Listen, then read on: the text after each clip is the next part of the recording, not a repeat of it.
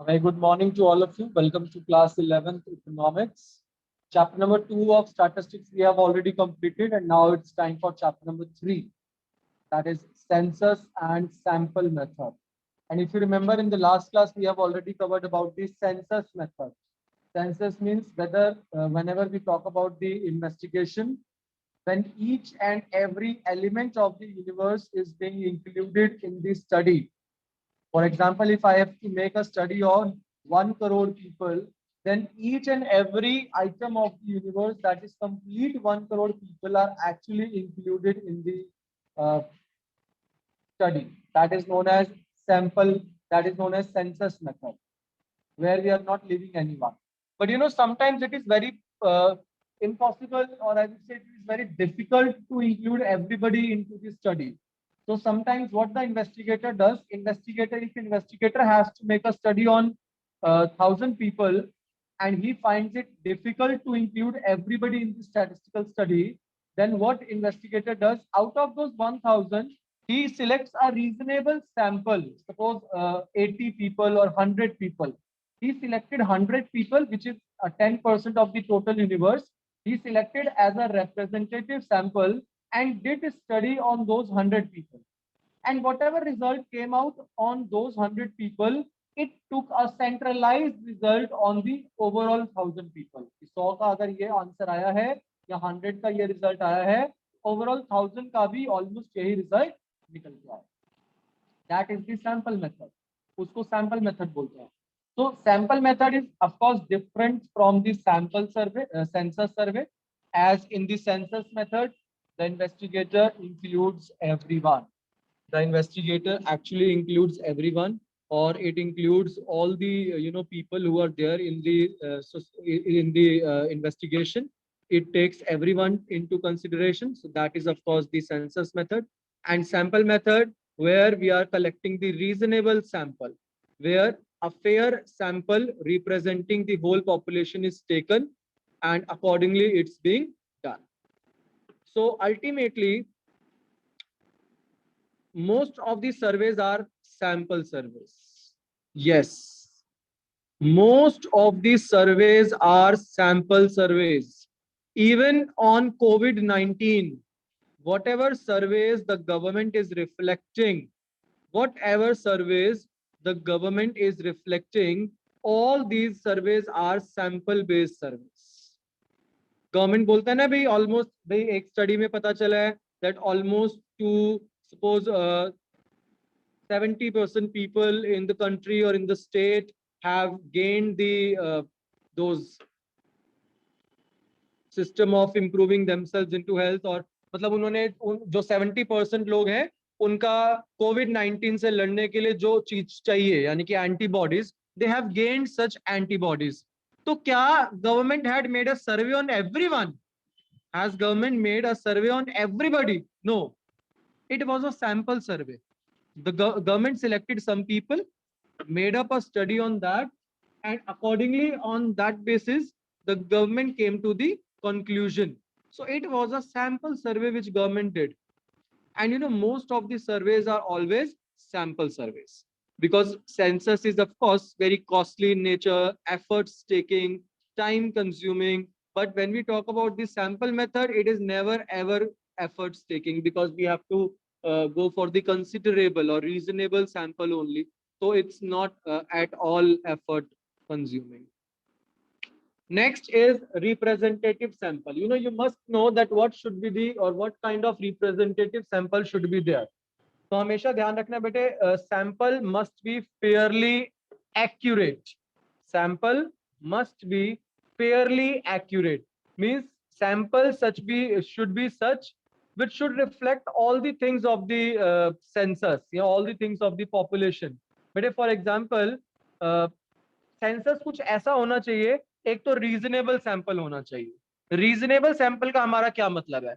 Reasonable sample का बेटे हमारा यहाँ पे मतलब ये है that it should be a reasonable sample. Means अगर suppose if I am talking about the 1,000 people to make a study, then definitely at least there should be 100 people into the sample.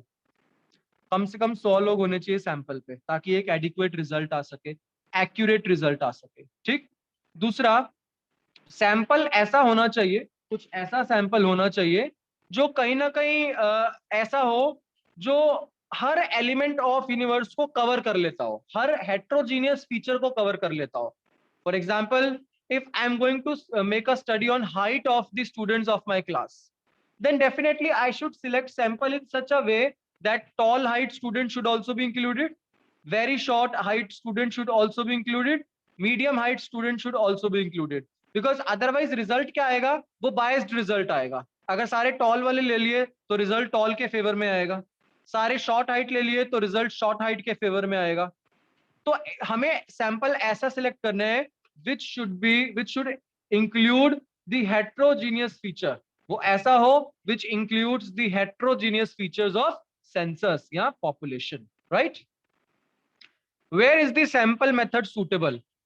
Of course, where the size of the population is so large, where the field of study is so large, size of population is so large, definitely there we should go for the sample survey.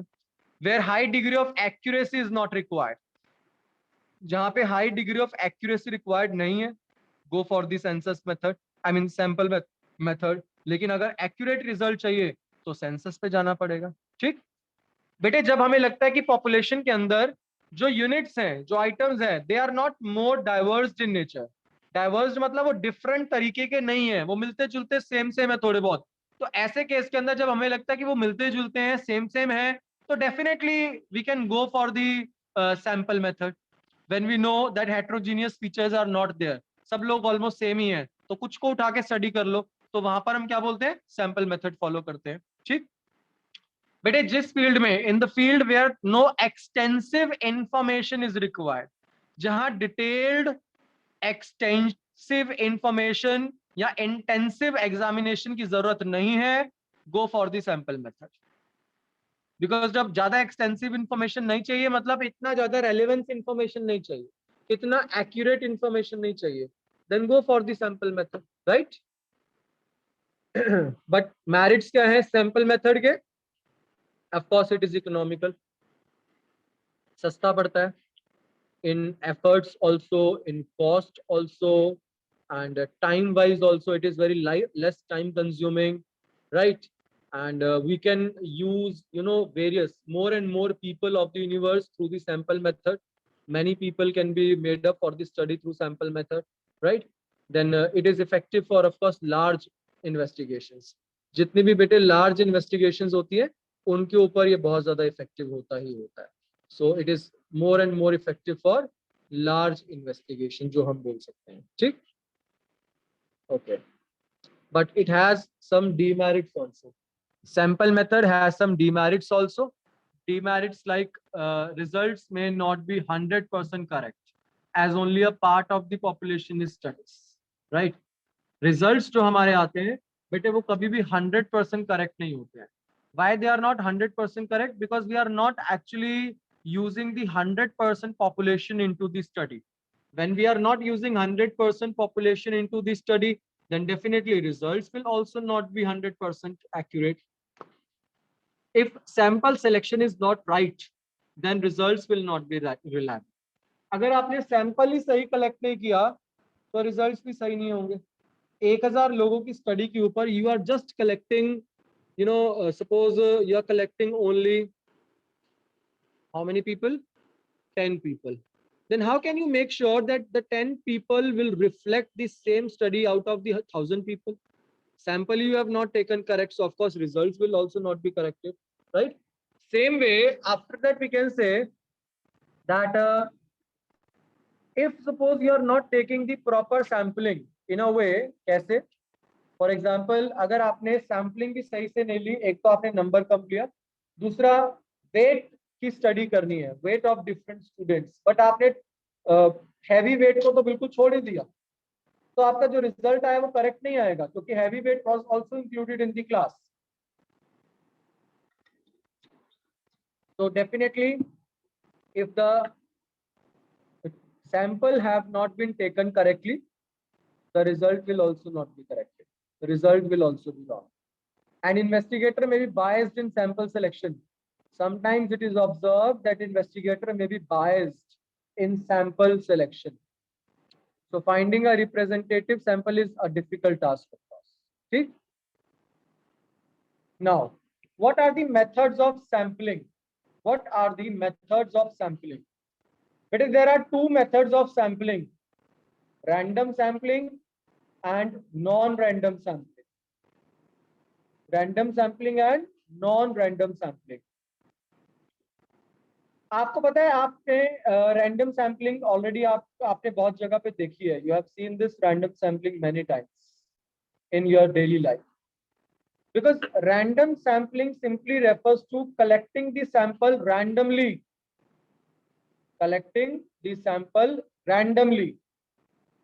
which means there is no much format which is there. You are just using the sample, making or selecting the sample randomly. For example, if I say that I have these bunch of notebooks with me. Suppose I have these bunch of notebooks with me. So what will be the random sampling? Random sampling would be, I would be like, okay, I'm selecting this notebook for checking. I've selected this notebook for checking.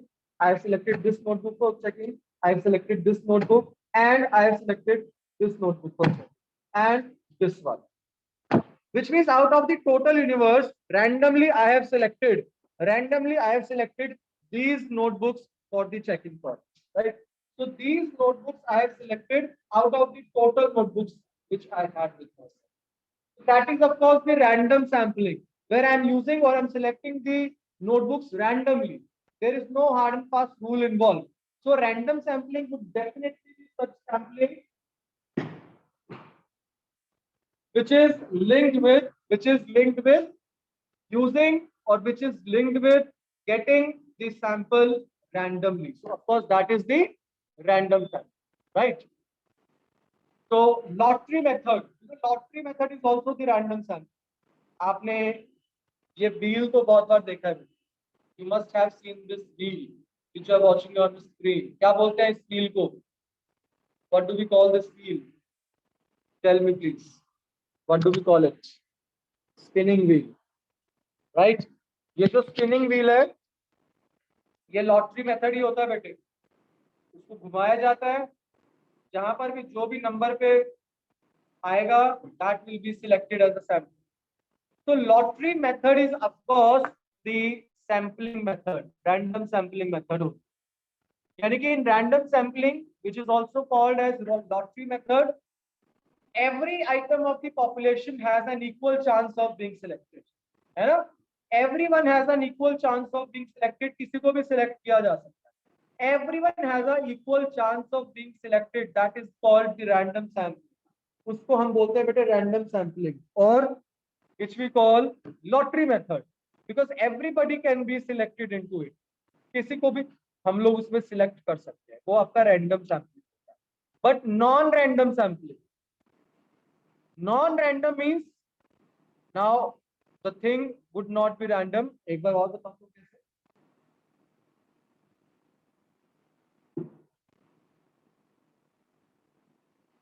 Just have a look. These are the total notebooks lined with me. ये आप लोगों की है बेटे, ले जाओ. So these are the total notebooks which I have with me, and I want to select, suppose 4 notebooks out of these total notebooks. I want to select 4. What will be the non-random sampling?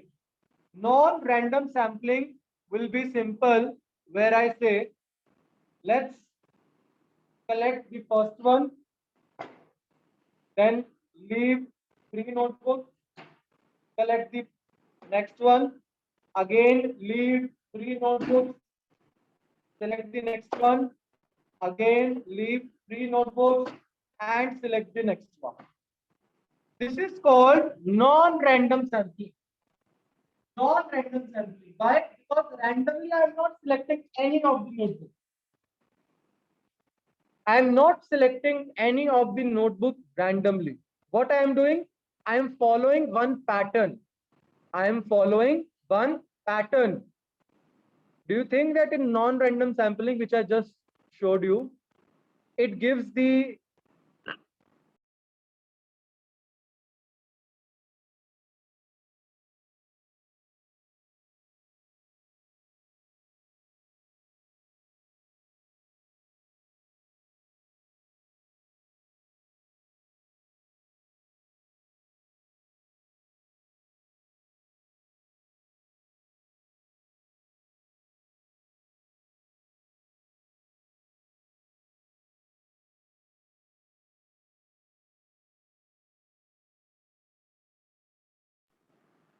I was on mute. कब से? Last मैंने क्या बोला?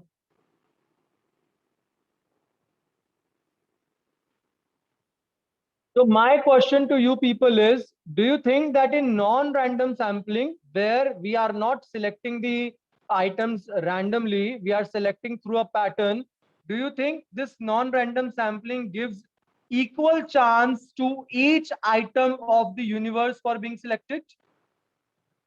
Does it give equal chance of being selected in each item of the universe? Good, Paridhi. I want the answers from all. Ishika, good. Sia, yes, Bede. The answer is simply no. Why it is not giving us the equal chance of being selected? Because we are following a pattern. And when we are following a pattern, it is never ever giving us the equal chance of being selected into the sample. So in non-random sampling, every item of the population does not have equal chance of being selected. Sample units depend on the convenience or judgment of the investigator. Non-random sampling is mainly based on judgment, purpose, convenience, and quota. So we have purposive sampling, we have convenience sampling, and we have quota sampling as a methods of non-random sampling. Tell me which one will be more biased, random sampling or non-random sampling?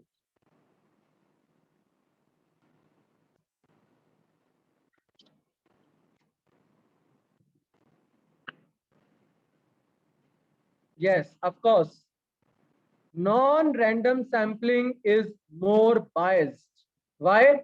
Because random sampling means everyone of the universe have been given the equal chance of being selected.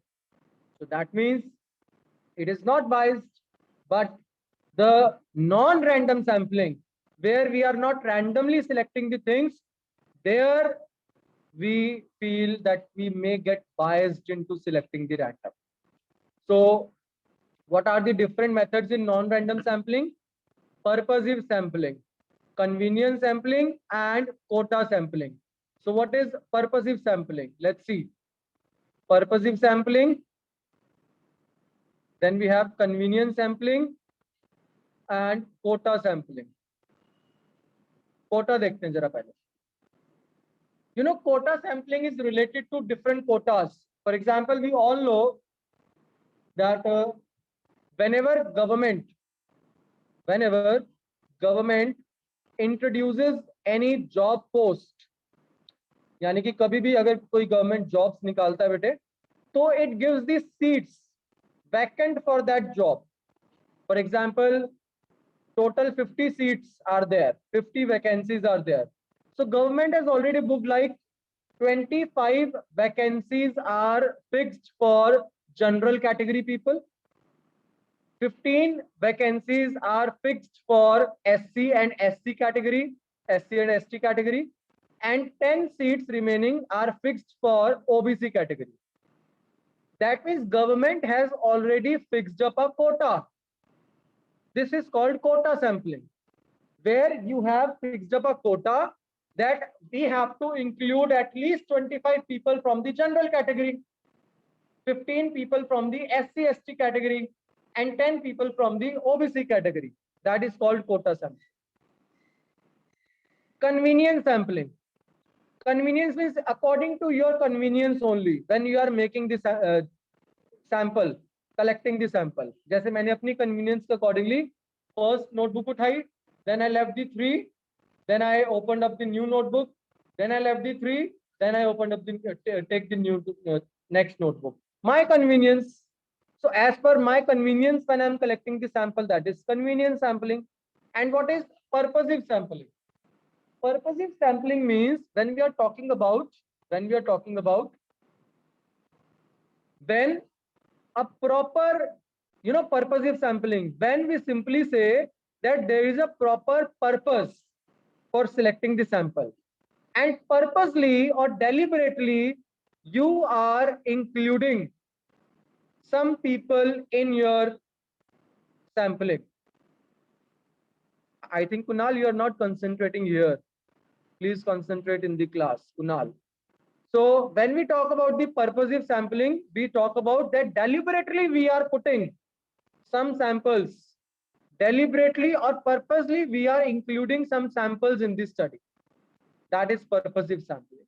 For example, I want that suppose Mr. A should definitely be there in my sample. So purposely I am including Mr. A into my sample. अपने आप से purposely I am doing this. Then Mr. Y definitely should be there in my sample. So purposely Mr. Y is included and Mr. Y को हम purposely डाल रहे हैं sample के अंदर. That is all purposive sampling. तो ये कुछ methods है बेटे. Random sampling and non-random sampling. Now moving further. Sampling errors and non-sampling errors may be given in your, better everyone open your camera please. Everyone. So I think this is clear. Now, if we are talking about random sampling, which is the lottery method. Lottery means when you are, randomly picking up the things. For example, I give you one more example for the random sampling. Suppose when I'm talking about that there is a bucket and in the bucket you have put different colored bottles, right? Yeah, balls. Let's talk about the balls. There are 50 different colored balls which you have put in the bucket, right? And out of that total, Faraz, please concentrate here. Out of the total 50, you have to involve, suppose you have to attain 10 balls or you have to grab 10 balls. Now, random sampling would be where randomly you are picking and choosing. Randomly, whatever ball is coming in your hand, you're just choosing that ball. Maybe that may be of all same colors or that ball may be of different colors. So random sampling is simply the lottery method. It is simply the lottery method where a proper technique is not used for the sampling. I repeat, where proper technique is not used for the sample.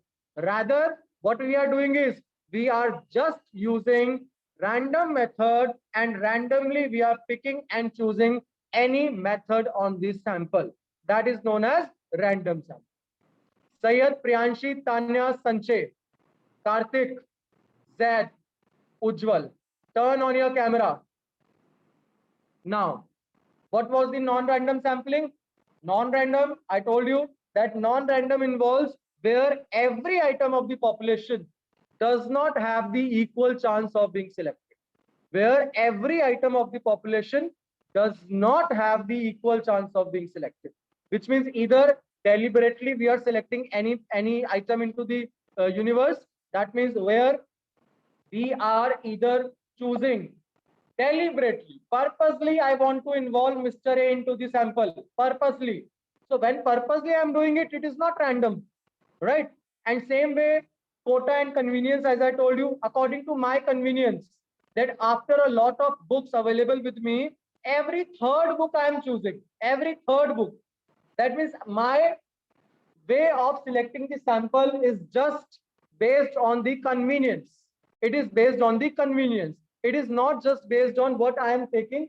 It is just based on the convenience sampling. So of course, that is the convenience sampling. But when I talk about the quota sampling, quota is simply where you are, of course, getting the quota fixed. For example, out of the total 50 seats with me, I am going to involve, suppose 10 seats or 10 students of who belongs to the OBC category, 15 who belongs to the general, and rest who belongs to the SC or ST category. So that is of course the non-random sampling.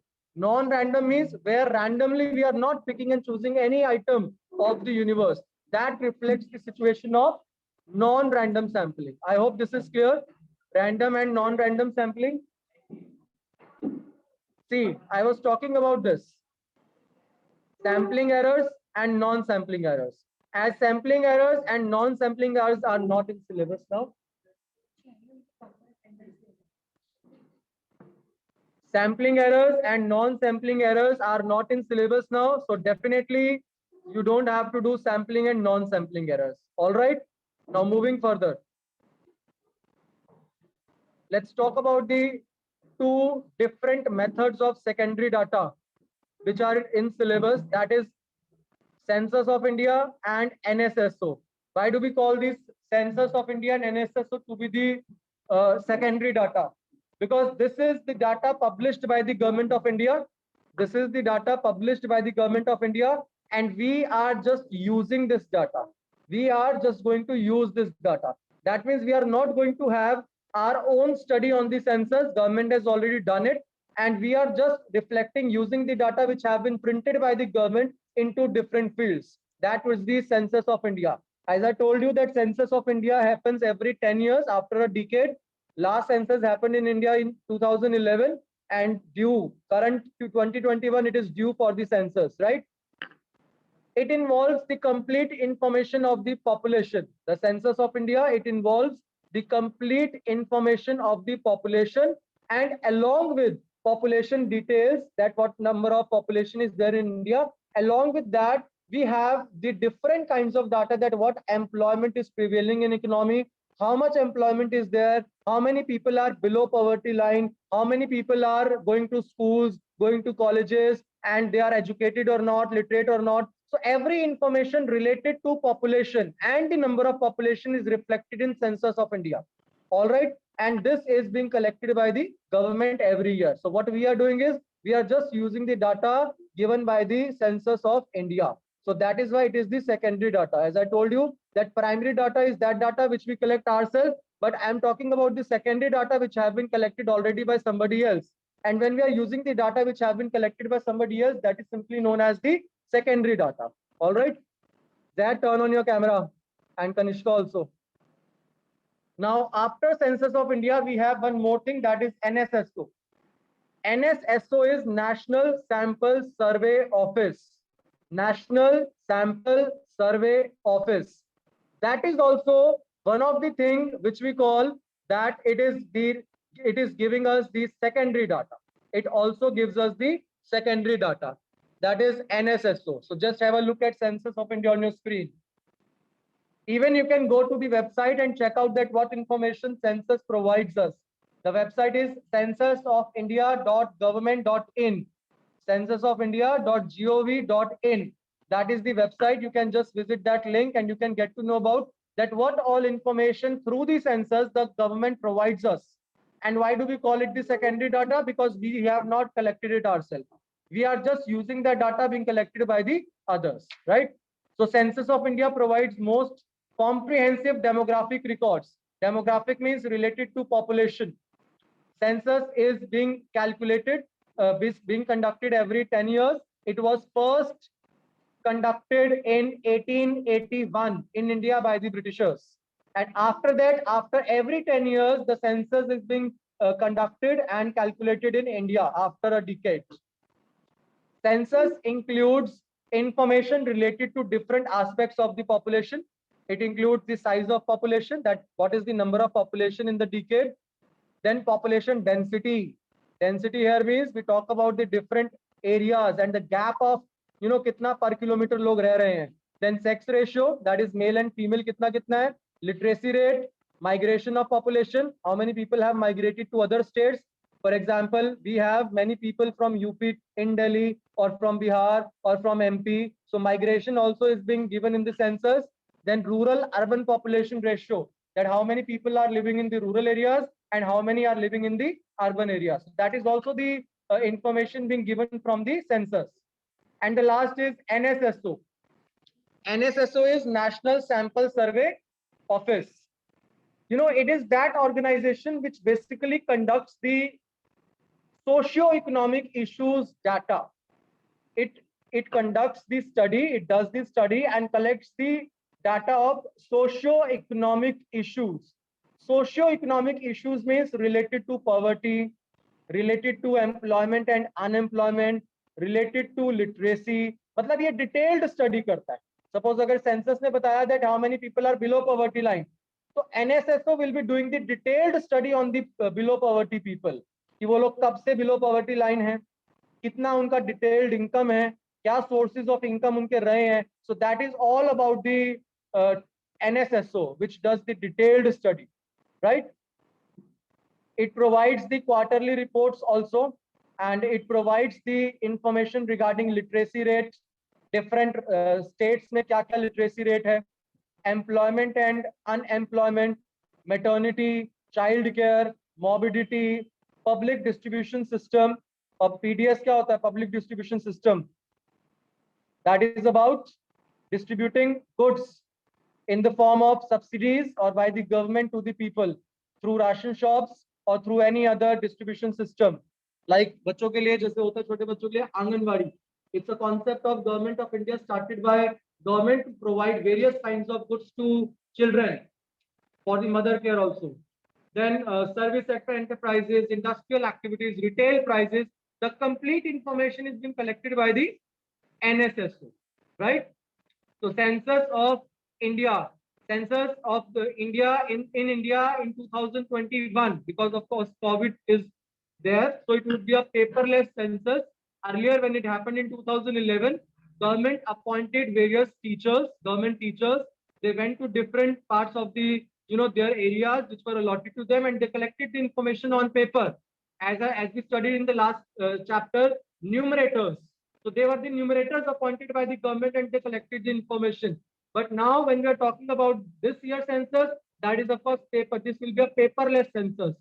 Now people are not going to get into the different houses. They would be just collecting the data online through the digital methods. All right. So that was all about this chapter, chapter number 3 also. Now we have completed chapter number 1 of stats, 2 of stats, and 3 of stats. Now next we'll be starting about the 4th chapter, that is organization of data from tomorrow. Is it clear now? Now you have 1 minute. If you have any doubts, please write in the chat box faster.